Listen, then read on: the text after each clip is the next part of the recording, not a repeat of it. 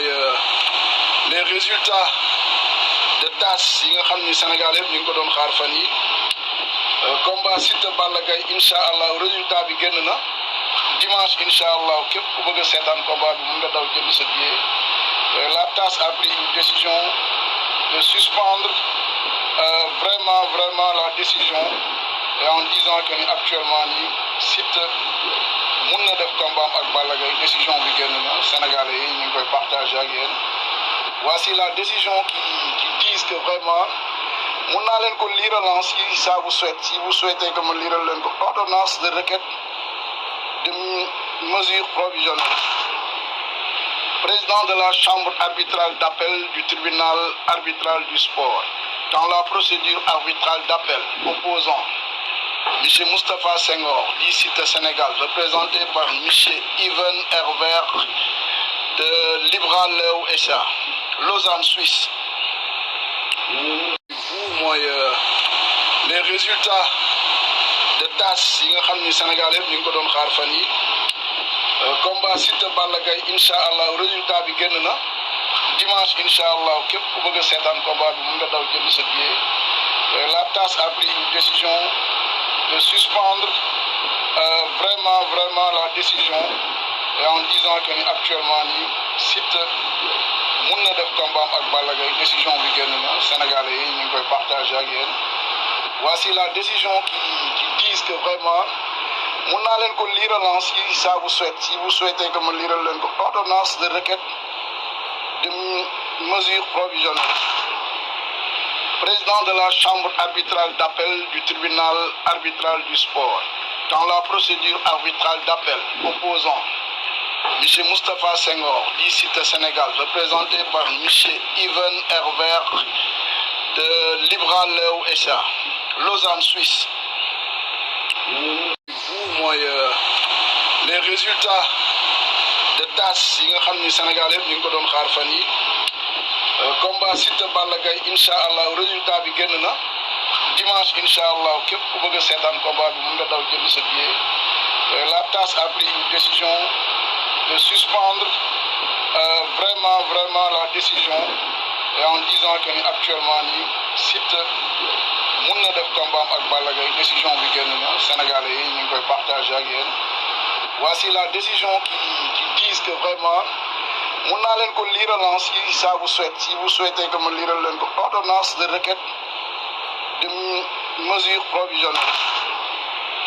Président de la chambre arbitrale d'appel du tribunal arbitral du sport, dans la procédure arbitrale d'appel opposant M. Moustapha Senghor, dit Siteu Sénégal, représenté par M. Ivan Herbert de Libra Leo SA, Lausanne, Suisse. Les résultats de TAS yi nga xam ni Sénégal yëpp ñu ngi ko doon xaar fan yi combat Siteu Balla Gaye incha allah résultat bi génn na dimanche incha allah képp ku bëgg a seetaan combat bi mun nga daw jënd sa billet.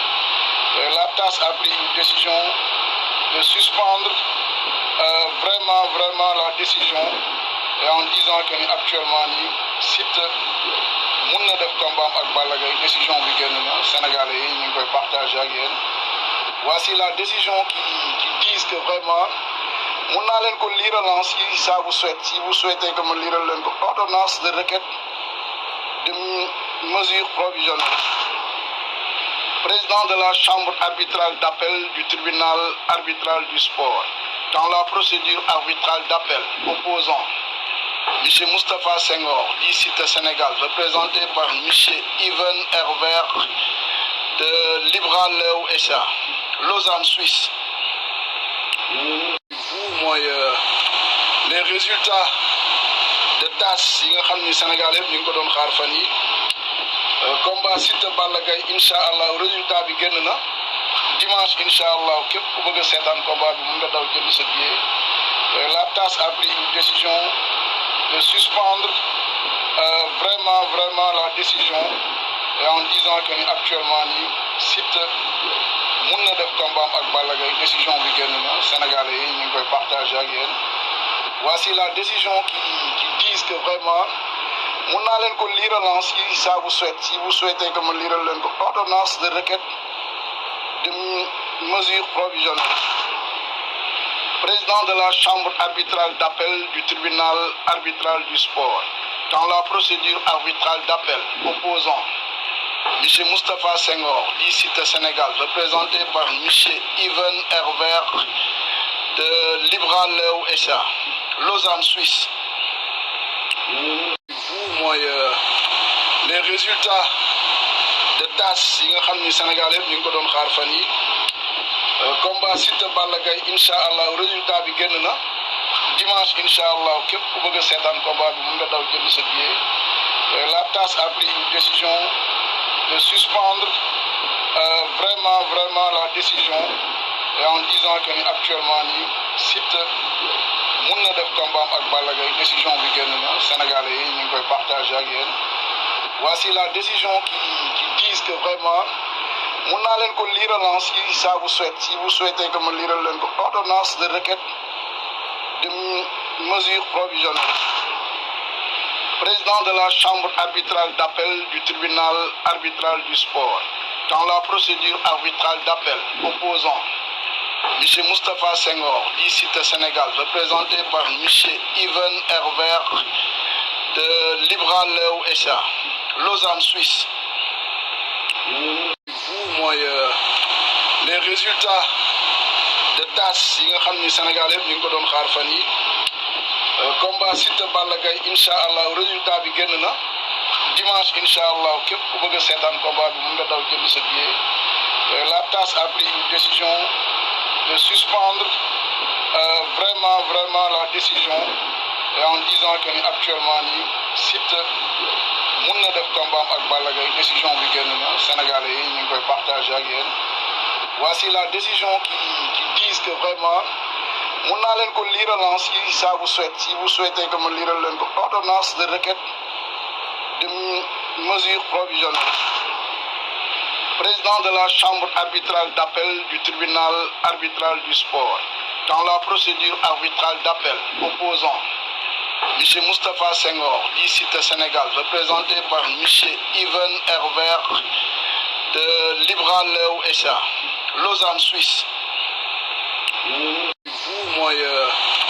Les résultats de TAS yi nga xam ni Sénégal yëpp ñu ngi ko doon xaar fan yi combat Siteu Balla Gaye incha allah résultat bi génn na dimanche incha allah képp ku bëgg a seetaan combat bi mun nga daw jënd sa billet.